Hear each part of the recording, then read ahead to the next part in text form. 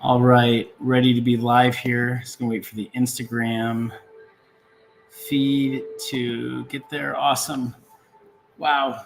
Just want to share some awesome takeaways had in like my therapy session today. And one thing I'm really blessed with, and I'd say this quest for doing my best with like mental and physical health is partnering up with the right people. And since I found an awesome mental therapist in Michigan, I don't know when it was like back around September, just awesome sessions every single time. And I was really worried about picking the right therapist at first because reading a lot of self-help and doing those things, I can tend to look down upon certain therapies that are especially like armchair therapy.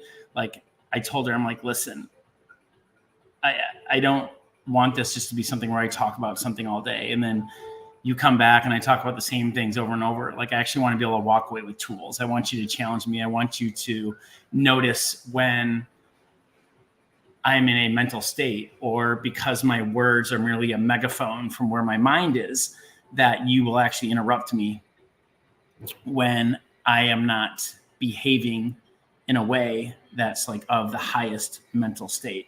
And yeah, she's just awesome.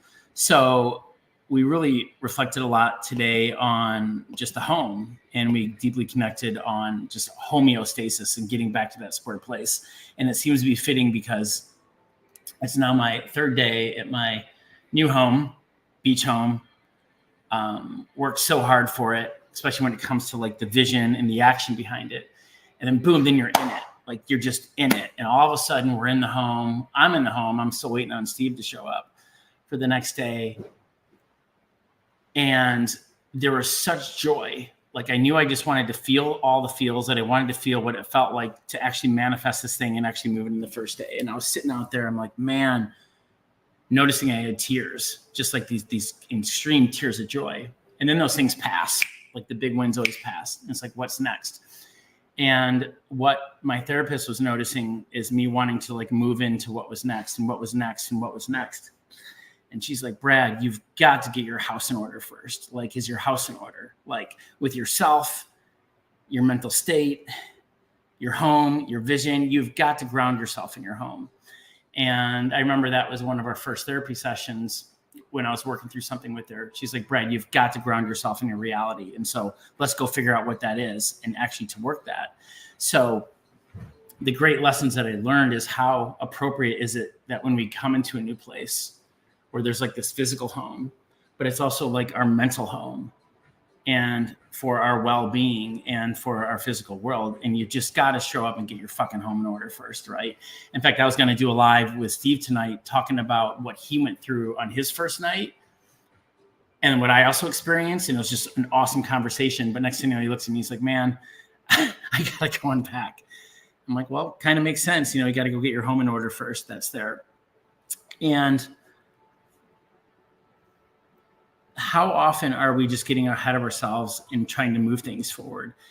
And she just told me, I was just like, all right, I'm going to leave this therapy session with this. I'm like, what is one thing you're noticing about me where I can be challenged? What is one thing that you have for me in this next 2 weeks? What's one thing that I could be working on that's there? And she said, Brad, like, just stop. Take a step back. Stop and smell all these roses that you got going on. It's insane what you have been able to create and manifest, all from a place of self-preservation, that I've been able to work on my own home in my mind and in my body. And just take a hard step back and to stop and just smell those roses, and to really take a sit back and actually look at all the trophies and actually share within. So even learning to stop moving, stop creating, to stop tapping into what the next vision is. And I just really enjoyed that because she's like, Brad, peace, just peace, be still and get settled in. And that your home is your sanctuary. And the more you can make your home your sanctuary, because you are there for at least a 30-year time with the decor, with the things that we're buying. We already have this great shell of a furnitured house, but we want to make it a lot more. but it's like buying up the little things and fixing up the little things so that when we do come into home, like we love it and we feel like home. We know what that vision is. We know what we want it to be. So I'm excited to work tomorrow where we're going to sit down and paint the vision of what does it look, sound, and feel like. And then great, what are we going to do in actually order to create that? Because we do have this like just stunning looking place, this furnished place. It's like right on the beach. The sunrise views are just absolutely insane. We could walk down and within 3 minutes be on the beach and to create this place called home. And I think when we can create that with your physical home, as well as your mental home and the well-being of your body, whatever you can do to get it back to homeostasis and get it back to where it's at, so much more can be created from there. And I experienced a lot of that when I really noticed that with the momentum, when I was actually focusing on homeostasis first, my mental and physical health, that healthy productivity kicked in almost insane. Like I was like, okay, not only am I in a place where I'm executing now from a much healthier place and a clear vision, but also the serendipity of the universe picks up a lot. All of a sudden you're like, well, that's crazy. That conversation just came in. And I met this person. Like when I went to the Abraham Hicks show, like that was insane down in Miami before I went back home into Michigan for Christmas time, then meeting people there and the right people, and they locked in and we partner up. And then these conversations start happening and this momentum just powerfully builds and powerfully builds and powerfully builds. And what I'm learning from these takeaways from a lot of these teachings is no matter if it's the body, no matter if it's the Joe Dispenza, no matter if it's the Abraham Hicks, or if it's me working on like my physical shape and like really Gary Brecka or coming into a physical place, like when you're feeling off, you just get the fuck back home.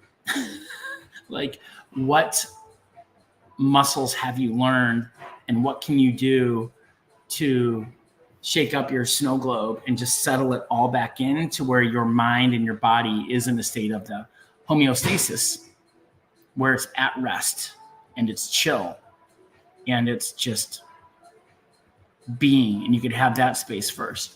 And one other blessing that I noticed too is once I did really start operating from this place and getting really good at learning how to dismantle negative thoughts. Like an awesome takeaway that I saw a guy's speech on was, what's more important in life, to have positive thoughts or to be able to have less negative thoughts?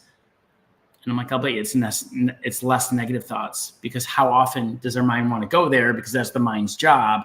That's what it's programmed for. And having a lot less negative thoughts is more important than having more powerful thoughts.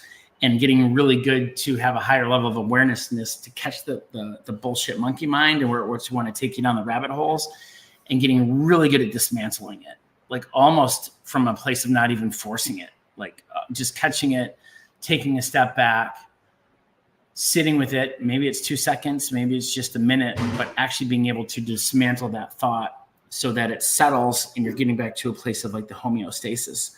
And that our home and this eloquent place that we get to, like, whether it's like sit our ass mentally or physically, that it's a beautiful home to be in and to build it.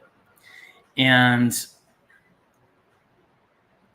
I think our culture puts too much emphasis on doing. I've been very blessed with having a lot of time freedom, especially recently.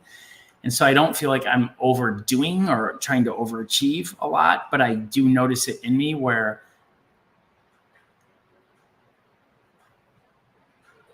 we might be doing things just to do things, and even to learn to sit the body down. I've been really good at it in the morning right away to get my mind and body into a state of flow, or almost like homeostasis that's there, that's clearly lined in with what my vision is, and to feel at home and to wake the body up and to break its fast and to get into a place where it's actually going to be productive and happy and have like those powerful emotions. And so I think this really comes back to just the importance of the homeostasis and what's there. And I'm just actually have another screen pulled up where I'm just looking at my therapy notes. And one thing I love about my therapy is if you don't do it, record things on Loom. Like if I could show you what I have recorded on Loom, Loom writes the most insane, perfectly title, and it absolutely puts all of my topics into a chapter. Most of the therapy sessions just blah, blah, blah, shit. therapy, work. And to see what it does, where it breaks it down in chapters, and I could actually go back and listen to what's there, is super awesome because you get to hear yourself. But another thing which you just really noticed was, I'm like, what have you noticed was probably powerful in the changes, right? Well, just being in a place where there's actual sunlight, the gift of sunlight, the gift of warmth, basically gives the body a lot less conflict. Loved being in Michigan. I was really enjoying it. I think the hardest thing for me being away now, being older, is not being in proximity of the family, where I get to be with like my brothers and my sisters, like their wives and like the mom, and leaving that on a last night where everyone was there, like the brothers, the sisters and their families, and like the mom and their moms and their parents. But being around that gift of sunlight and warmth, I remember when I noticed it when I first came down, I had the shirt off in the first couple of days. I'm like, this is just awesome, because we're not made to sit inside. And the gift of, no matter what they tried to hammer down you in the pandemic, to think that fucking sunlight and oxygen was bad for you, or you want to like restrict your oxygen by putting things over your mouth, or maybe stay inside and not go get sunlight. My experience is it's actually pretty powerful. That sunlight and oxygen and being outside and being active is like really, really good for you. But politics and BS aside, but also getting to sleep and master that. So not only did we come into the home, I was looking at my bedroom. I'm like, I'm going to turn this bedroom into an incredible fucking sleeping home. And I'm starting to get really good sleep, mainly because of Gary Brecka and learning what he's done in tiny tweaks in the body. I can tell that when I'm doing his habits, and they're very simple, they don't take a lot of time, that I can really hone into my sleeping. And sleep, I believe, is the number one force of the body. What I've learned, what I've been told, and what I experienced between your sleep, your diet, and your exercise, sleep's number one. And when Steve got here too, he's adamant about his sleep. It's like, I'm going to turn it into a black room. We do have almost like blackout shades. It's close. And I'm really good at like the white noise. And I'm just going to turn this home into a sleeping home. Like, what other parts of your home can you make into an incredible home where you're not just walking into it and you love to sit there, you love to be there, you love to work there, you love to read there.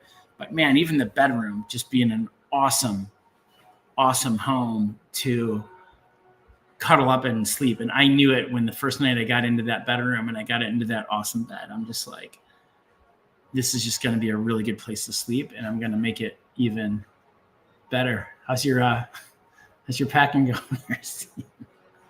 See, you'll join us for like a live tomorrow. But back to the summary on this is like homeostasis, like how can you keep focusing on what your home is and what gets you home mentally, physically, spiritually, in the place that you walk into? Because being in the art of being transitory, even when you're in beautiful places, in my experience, it can be unsettling. But you get to stop, you get to just be present, get to enjoy, smell the roses, you get to just stay connected. And like my therapist just kept hammering down to me, like again and again and again, just, this week, take a step back, stop and smell the roses, almost don't do anything, just get your house in order. And I believe if you can take the time to get your house in order, which is what I really focus on mentally and physically, and I got the right partners on it, people like the Gary Brecka, the Joe Dispenza, and the who else has been really powerful, like therapists, is people know what they're doing. It feels so good. It feels so good to get the mental and physical house in order. Tie it in with the right home in the right beautiful beach place. Behind me, we've got can't see the lovely ocean coming in, but with the beautiful sunrise, and even the home of who are the friends of your home in proximity. And that was one thing I was really looking forward to is, one thing about being great partnerships is having awesome people to come home to talk to and to be around that. And that gets to be an awesome home as well. I think my mom told me about that. It was like near the end of the Golden Bachelor, the show. And she was just like, well, what he said was, it's just going to be so nice to come home and have someone amazing to talk to. And that was just, my mom was just like, gosh, yeah, just like, I miss that. She was out of a marriage for 53 years, and having that type of home, like who are the people that you can come home to and talk to? And even they may not be right there, but you can at least pick up a video chat and actually have those conversations of what makes you feel like at home. I've always been that way in my romantic partnerships or people I love connecting with at night. Just makes me feel at home to have those connections. So build it. It's possible from a clear intention and clear vision, getting the right people around you. What's there? But homeostasis is awesome. And you get to feel at home. And I remember a conversation with a table of girls when I was in Barcelona, when they were talking about traveling and what it's like and where it was. And she's like, you know, when you're really happy in your heart, like the whole world is your home. And I think that's the first home that you get to make a priority, or at least that's what I have enjoyed. So I hope these sharings are helpful, and I hope they bring some insight. And if anyone ever needs connections or questions with the people who have brought me a ton of value, happy to share those.